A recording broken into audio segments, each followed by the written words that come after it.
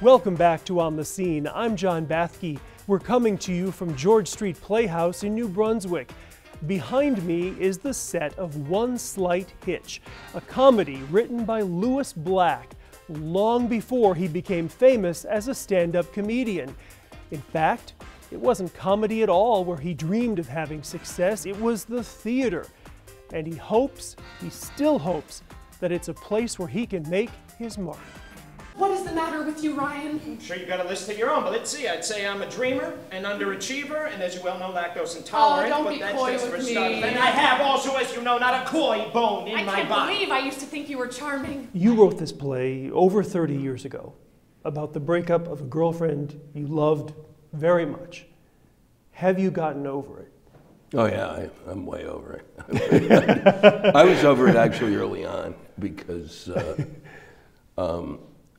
one of the impetuses for writing the play was the fact that she had made very clear to me that her career was most important, and I was not as important as her career. And in one of the few more lucid moments of the relationships that I've gone through in my life, I went, "Oh, I don't think that's going to work. I'm not second." You dumped her. I didn't, yeah, I mean, I kind of did, I did dump her. And then 6 months later, she called me up. She'd gone to London and I hadn't heard from her. She was doing a major motion picture and I hadn't heard from her. And she's an actress, and she said, she called me up and she said, "Well, I met the man I'm going to marry." And I was like, you got to be kidding me. I was a playwright, and I thought, this is a great idea for a play. I thought you liked him. I did yesterday. I will tomorrow. I can't today. You are so identified now with stand-up comedy. Yeah. But the beginning of your career was completely in the theater. You were a playwright, Yale Drama School, master's degree. Yeah. Yeah, that was a payoff. The theater did not bring you success. Oh no, the theater brought me wide varieties of humiliation. I will drink to that. You'll drink to anything. This play ran over the summer in Seattle, Yeah. right? And there were a couple of critics that were a little harsh to it, or said I thought they things were, that yeah. And you said that it hurt you. Yeah. I remember, does it? I mean, Yeah. what does it do to you? Why does it hurt? I don't, and this is really the truth. I kind of, is that it's, I'm not married, I don't have kids, so I've created a family. Then you come along and tell me you don't like the family I created? You want, how would you feel if I came to your house and said, "Boy, what kind of a family is this?" And so in a sense, well, I'm over it now, as you can tell, what you asked. Right. But in a sense, that really bothered me. Do you think because you're not married, because you never had children, that the writing and the career is more sacred because it is your legacy? Oh yeah, absolutely. I think that's the deal. Yeah. I've always said I want to, you don't leave children behind, I want to leave something behind. I think it's what's driven me. I think if I'd had success earlier, I might have been, but I didn't. And by the time I was knee deep in what I was doing, there wasn't time for me. I mean, I was broke till I was 40. You're saying in your 40s, you became a comedian. Yeah.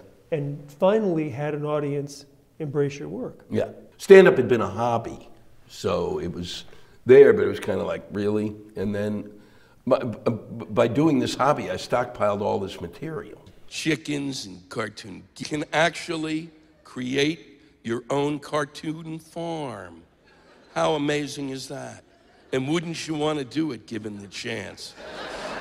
What's the smallest audience you played to? The funniest was I had Christmas Eve, Alaska, 12 people in the room, maybe 15.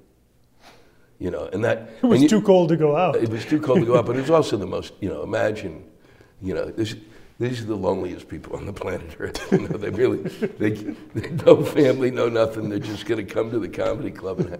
And I sat at the bar pretty much. I just went to the bar and had them sit around, and it was like a campfire comedy.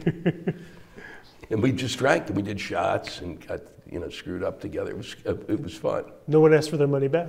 Nobody asked for their money back. They were, you know, we got them drunk enough they didn't care. How different are you than the person on stage? I mean, part of what my character is on stage is he's crazy. I mean, he really is crazy.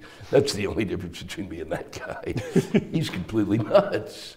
He is a character? I think he's me if you jacked me up. He's me at 15, you know? I mean, that's really where it all started. He was, you know, into my 20s and stuff, where, you know, I was angry and that was it, and you got to be kidding me and don't cross the line. And it was where I'm funniest. I'm funniest when I'm angry. I kind of want to be crazier than what I'm seeing so that I can go further. If it's this crazy, I'm that crazy. That's how crazy it's driven me, because I'm dealing with an audience that's that frustrated.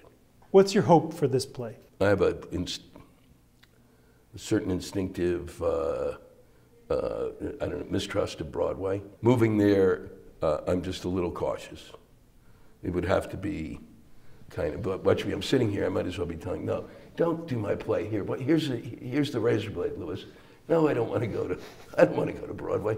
I mean, I'd love to go to Broadway, but it would have to be somewhat on equal terms. And the interesting thing that comedy has provided me with is more than really anything else is freedom to say, no, I don't have to do it your way. And there's something, I really needed that, or heads would have rolled.